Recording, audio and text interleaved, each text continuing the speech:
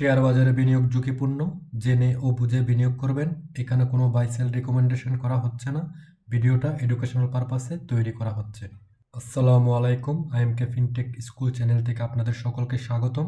আশা করি সবাই ভালো আছেন। আজকে আমরা আরেকটি ইন্ডিকেটর নিয়ে আলোচনা করব, যেটা লাইভ মার্কেটে খুবই ভালো কাজ করে। সেটা হচ্ছে ম্যাকডি। অলরেডি আমরা বেসিক কীভাবে ইউজ করতে হয়, ম্যাকডিতে কী কী এলিমেন্ট থাকে এবং কীভাবে ওভারঅল ইন্টারপ্রিটেশনটা করতে হয়, ক্রস ওভার বা ডাইভারজেন্স, কনভারজেন্স, ওগুলো অলরেডি আমি প্রিভিয়াস ভিডিওতে কভার করেছিলাম। যারা এখনো দেখেননি, ভিডিওটা দেখে নিতে পারেন। আজকে আমরা ম্যাকডির মধ্যে খুবই পাওয়ারফুল একটা টুলস, সেটা হচ্ছে হিস্টোগ্রাম। এটা ব্যবহার করে কীভাবে আমরা লাইভ মার্কেটে ট্রেড নিতে পারি বা ওয়াচ লিস্ট ক্রিয়েট করতে পারি, সেটা আমরা আজকে আলোচনা করব। এটা খুবই ইফেক্টিভ একটা টুলস, এটা খুবই ভালো কাজ করে লাইভ মার্কেটে। যদি মার্কেট মোটামুটি মোমেন্টামে থাকে এবং মানি ফ্লো থাকে, এটা কিন্তু খুবই ভালো কাজ করে। সো সে ম্যাকডির মধ্যে আমি জাস্ট সেটিংসে গিয়ে ম্যাকডি সিগন্যাল লাইনগুলো, যেটা বাই ডিফল্ট যেটা থাকে সেটার মধ্যে জাস্ট ম্যাকডি এবং সিগন্যাল লাইনটা হাইড করে দিলাম। জাস্ট যেহেতু আজকের ভিডিওতে আমি শুধু ম্যাকডিতে কেউ হিস্টোগ্রামটা ইউজ করে ট্রেড নিতে পারে সেটা আলোচনা করি, সেই জন্য আদার্স, যেহেতু আজকের ভিডিওতে আমি শুধু হিস্টোগ্রাম নিয়ে আলোচনা করি, সেহেতু আদার্সগুলো আমি হাইড করে দিলাম। ওকে, আমরা প্রিভিয়াস ভিডিওতে বলেছিলাম এটা হচ্ছে রিডিংটা নিচের দিকে হলে নেগেটিভ রিডিং থাকে, উপরে হলে পজিটিভ, এবং এটা হচ্ছে জিরো লাইন, জিরো। সো এই ম্যাকডিতে হিস্টোগ্রামটা দিয়েও কিন্তু আমরা ডাইভারজেন্স, কনভারজেন্স এগুলো দেখতে পারি। এটা হচ্ছে ইম্পর্টেন্ট হচ্ছে এটা কিন্তু এটাতে সবচেয়ে ইফেক্টিভ একটা অ্যানালাইসিস হচ্ছে ম্যাকডি যখন পজিটিভ, ম্যাকডি হিস্টোগ্রাম যখন পজিটিভ হওয়া শুরু করবে এবং জিরো লাইনের উপরে বার ক্রিয়েট করা শুরু করবে, এটা কিন্তু কয়েকদিন কিন্তু সাস্টেন করবে এবং এটা খুবই ভালো কাজ করবে। আপনি দেখবেন যখন এটা রেড হয়, এটা কিন্তু এর পর দিনে আবার গ্রিন হচ্ছে, রেড হচ্ছে, এরকম হয় না। আবার যখন গ্রিন হয় তখন কিন্তু ইমিডিয়েট আবার রেডও হয় না। সো এটা কিন্তু কয়েকদিন সাস্টেন করে। সো যারা একদম টি2 বা খুবই শর্ট টার্মে ট্রেড করতে চান বা সুইং ট্রেডিং করতে চান, তাদের জন্য এটা ভালোই কাজ করে। সো আমরা এক্সাম্পল হিসেবে দেখি। দেখেন ম্যাকডিটা এখানে প্রথম ওর গ্রিন বারটা ক্রিয়েট করলো। আমি এখানে যদি এখন আপনি একটা ভার্টিক্যাল লাইন দিয়ে দেখেন, এটা কিন্তু কন্টিনিউশনে আছে। সো এরকম যে, এবং এটা এখন আপনি যদি অপেক্ষা করেন জাস্ট যেদিন আপনার, এটা কিন্তু লাইভ মার্কেট, তো এটা কিন্তু ক্লোজিংয়ের পরের ডাটা আপনার সেফটির জন্য পরের ডাটার উপর ডিপেন্ড করতে হবে বা ক্লোজিং ডাটার উপর ডিপেন্ড, কারণ আপনি লাইভ মার্কেটে দেখেন এটা কিন্তু কয়েকবার উপরে নিচে রিডিংটা দেখাবে যতক্ষণ না ক্লোজ হচ্ছে, কারণ মার্কেটের মুভমেন্টের উপরে ডিপেন্ড করবে।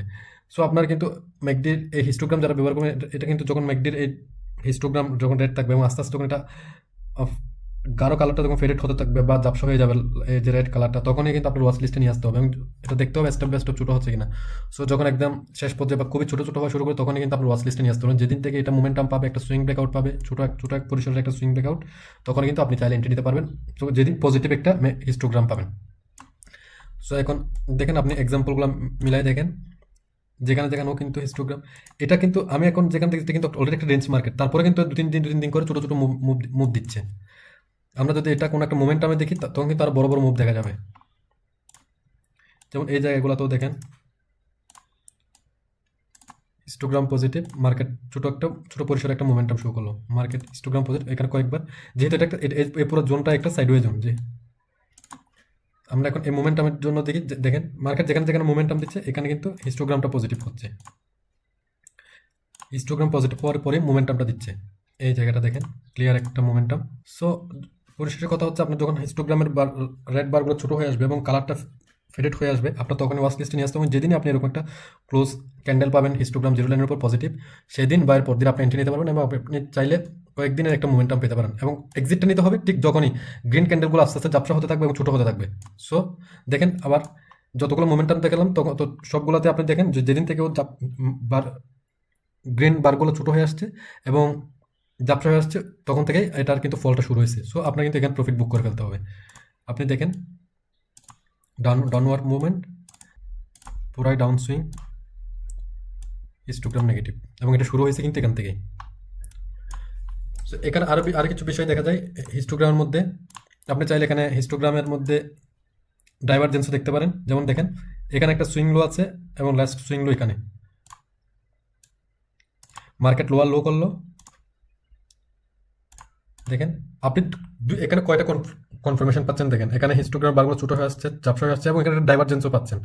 সো আপনি ডাইভারজেন্সের যদি আপনার আদার্স কনফ্লুয়েন্স আপনাকে ম্যাচ করে, আপনি যদি একদম বটমে সব কিছু বটমও নিতে পারেন, আদার্স অরেলস আপনি চাইলে হিস্টোগ্রাম পজিটিভ হওয়ার জন্য অপেক্ষা করতে পারেন। এখানে আর একটা ডাইভারজেন্স দেখেন, এখানে ডাইভারজেন্স, এখানে হিস্টোগ্রাম হায়ার লো, এবং দেখেন হিস্টোগ্রাম বারগুলো ছোটো হয়ে আসছে, আস্তে আস্তে হালকা হয়ে আসছে, এবং এখান থেকে পজিটিভ হওয়া শুরু করে, এবং আপনি এখানে একটা ভালো মোমেন্টাম।